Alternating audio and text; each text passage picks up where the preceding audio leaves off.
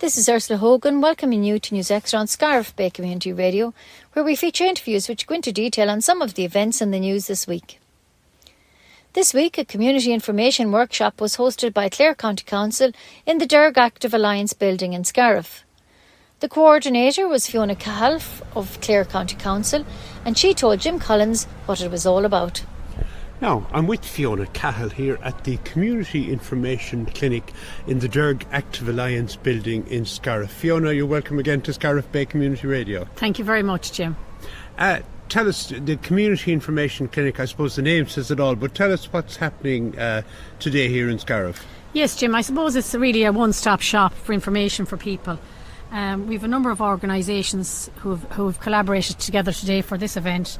So I work with Clare County Council, so the Clare County Council are here. There's Limerick Clare Education Training Board, and they have a great campus there in Scariff, the Further Education Training Campus there in Scariff, with a wide variety of courses, different levels of FETAC accreditation for their courses. There's Clare Sports Partnership here as well, Clare Immigrant Support Centre, Clare Local Development Company, the Local Link bus service.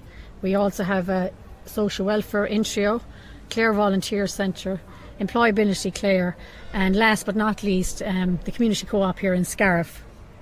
Okay, and I suppose is the idea for today to showcase the information that is available? Yes, absolutely. As I said, it is a one-stop shop, so there's a wide variety of information. So each organisation then has their own stand there with information, and they also have websites where people can get further information online as well if they want to avail of any of the services. So there's a great array of services there in the area, and just to be able to let people link in with the different services, and I suppose hear a little bit about what each service has to offer.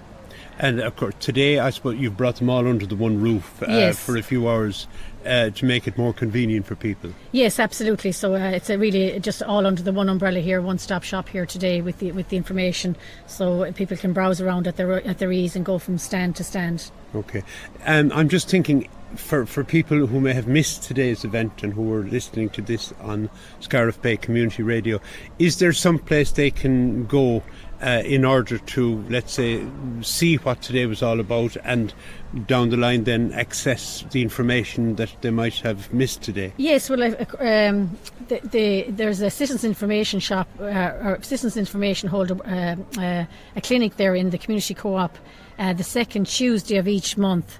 So they'll be able to link them in with the different services if they just popped in there or give them a call or whatever.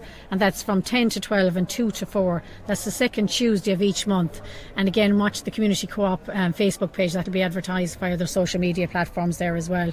Okay, because I mean it's so important, I would think, I'm sure you would agree, that people should know what they can avail of and what services are out there. Yes, absolutely. And sometimes we find that people in these one-stop shops, they come across services and they wouldn't have thought of engaging with them, but they find out a little more information and find that yes, maybe I could, for example, volunteer or something like that. Yeah, no, and you mentioned there the LCETB. Yes. And I was just talking briefly to Margaret yes, in there. Yes. But I mean, they provide a huge array of services to people who would like further education. Absolutely. That College for Further Education, their campus there in Scariff is fabulous, and they have a wide array of courses, and it can suit a lot of different people because they're not full-time courses, a lot of the courses, and they people can slot them in around their other daily activities as well, and there's a great selection there. Yes, and I see you're holding a forum there in your hand, a poster of the event,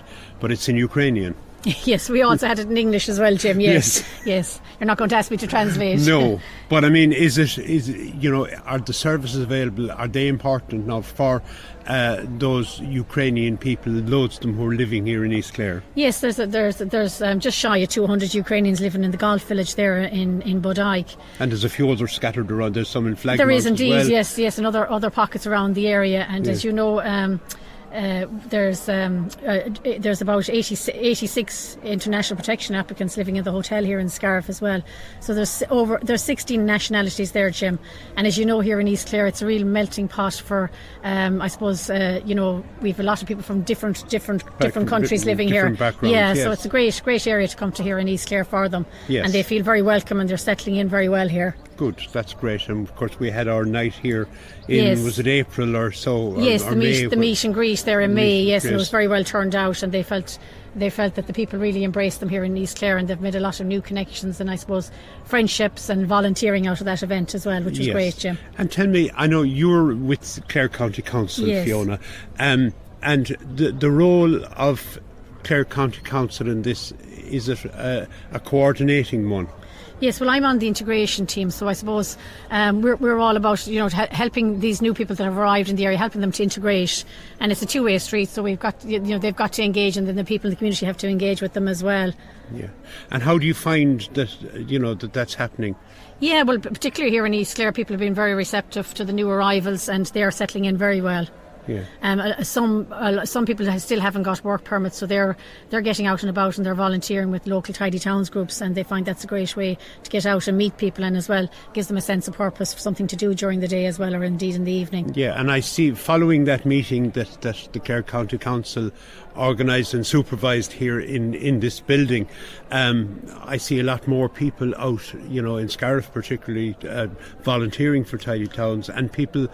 I see a lot of young boys and girls with hurleys. Yes, a lot of young people joined the local GAA clubs and the Camogie Club, and also the Mountshannon Celtic Soccer Club. That was a big hit on the night as well, and of course the Scouts and numerous other and the clubs. Musical Society, I remember on that night, the Musical Society, there were queues for Yes, people, so no, they won't be, although they have something coming up in the next week or two. Yes, they actually have an event here in this hall on Friday night, Midsummer Concert. That'll be a great event, and they're going to showcase a lot of different, musicians and singers on the night, and there'll be people from other nationalities as well as part of that concert, so it'll be a great night here on Friday night, Jim. Yes, and of course, I mean, it's a healthy thing, Fiona, would you think, for the local community to embrace the newcomers or people who might be living in this area for a while? Yes, absolutely, and as I said, this is a real melting pot for different nationalities here in East Clare, and people are very welcoming, and that's one thing that they're all saying, how welcome and how the local people have embraced them and how they're helping them in many different ways. Yes, and that's good. Well, listen, fair play to yourself and Clare County Council for organising this event, and for getting the information out there, because that's so important in the world we live today. We're in all sorts of devices for spreading information, but unless people actually get it, and this seems to be working very well. Yeah, and I suppose you can't beat the face-to-face connection and the one-to-one chat, and that really helps people as well. Okay. Fiona Thank you Cahill, very much, Jim. Fiona Cahill from Clare County Council, many thanks for joining us. Thank you, Jim. At the recent Mountshannon Arts Festival, one of the exhibitions was by a Ukrainian artist, Yana Koretska. Jim Collins chatted with Yana about her interesting story. I'm at the Mountshannon Arts Festival, and I'm with Yana Koretska, originally from Ukraine. You're very welcome, Yana, to Scariff Bay Community Radio. Thank you. Mountshannon Arts Festival and the Irish community that I meet here is very warm and welcoming, so I really appreciate it, the same as appreciate support and warmness of Irish people in regards to Ukrainian people. Lovely, and you brought the good weather with you to Mountshannon this weekend. Yes, I'm wearing all yellow. Yes. Okay, and as I said, you're originally from Ukraine, and you're here in Ireland for, a couple of years? Yes, after the war started, I came to Ireland, I think on the 30th of March, after a month since it started. My mom has friends that live in Ireland more than 10 years already. They are friends since childhood. It is Oleg Laptev and Svetlana Lapteva and Natalia Lapteva, Oleg's wife. So they live here in Portlish, and I came. Stayed with them for a few months, but I was looking for a place because they have a not very big house. And then I posted my advertisement at website Visual Artists Ireland, because I got in touch with Irish arts community as well. I got in touch with RHA gallery community. They were very supportive to me, and Visual Artists Ireland as well. So I put the advertisement at their website, and Greg Diener, that lives in Mountshannon. Yeah, we've had him on Scariff Bay Community Radio. He got in touch with me, and he offered a space here because he has a space, but I don't drive, and I thought it might be problematic. I also had RHA Gallery offered me to attend workshops in Dublin, so I was more focused to trying to find place in Dublin, and was lucky to, because Greg contacted me with his cousin Ellen O'Malley and Alexander Dunlop. It is a husband and wife, and Ellen O'Malley is a niece of Tony O'Malley, famous Irish artist as well. So I was lucky to stay at their place and still staying with their family. They're very lovely people, very artistic. Ellen is a woman rights protector. Yes. Yeah, and she worked as psychotherapist as well all her life. And I have a strong interest to psychology and want to investigate deeper even the theme of psychology of the human subconscious and the human personality through my artworks as well, because I'm interested in aspect of human wellness. So that's a great place to be. Ellen gives me a very good advice sometimes, and Sandy Dunlop runs a summer school in Irish mythology, and he has marketing background as well, so they're lovely people to stay with. And generally, yes, I attended the courses at RHA. I completed 6 modules with painting and drawing foundation, mentored, and resolution modules. At the moment, I work as a teacher of arts at Dublin Drawing School and my art studio, School of Ballet and Art. And I created creativity and wellness training program for corporate workers that I want to that I'm going to run, and I created the whole program of different activities, how art and creativity can improve your wellness and improve even your performance at work through a little small practical advices. And I want to teach people how perceptive and expressional skills of an artist can be really good even at working place and business. Have we underestimated, do you think, the importance of art in our education system and in life generally? I think there are still opportunities for people who want to do art, who really have this interest to art. They can go and do it, And especially in Ireland, I see a lot of creative people, a lot of artists in Ireland, and a lot of support from government to artists as well. So I don't think it is underestimated, even though... Do you think we appreciate enough the benefits that art can bring? Yeah, that's maybe not enough. Maybe some people just think that art is something not serious, where art is probably a little less rational. It is more about the feelings and emotion. It appeals to emotional side of personality, where it is not it's not so kind of stable, because feelings are always changed, and it's something more. Yeah. Do you think, we'll say, for a student, even someone who's not necessarily gifted at art, but just wants to paint or wants to draw, is it a therapeutic thing?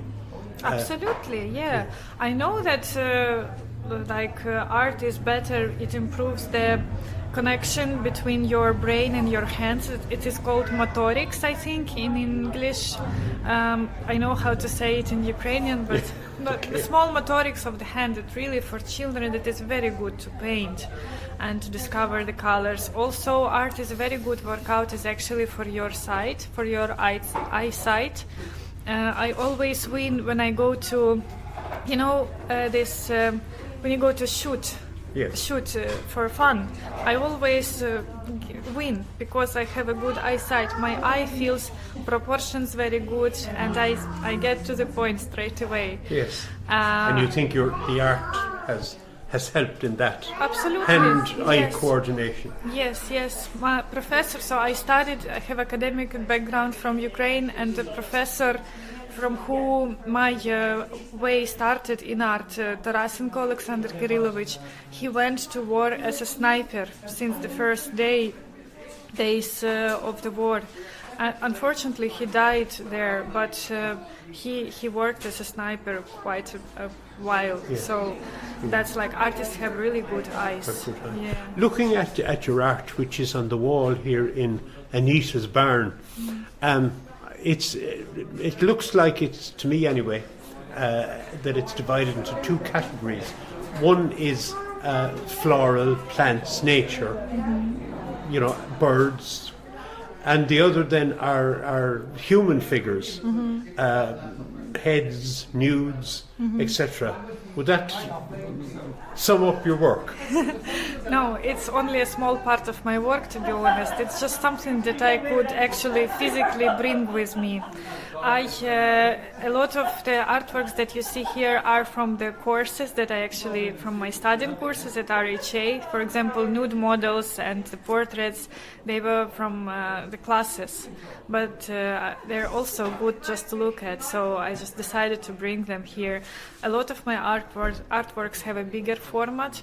I'm a mural artist as well, so I like big formats, but they're just harder to transport. And I don't drive, I came here by the train, so it took me 2 big suitcases and a well-packed bag for the artist to bring all this here.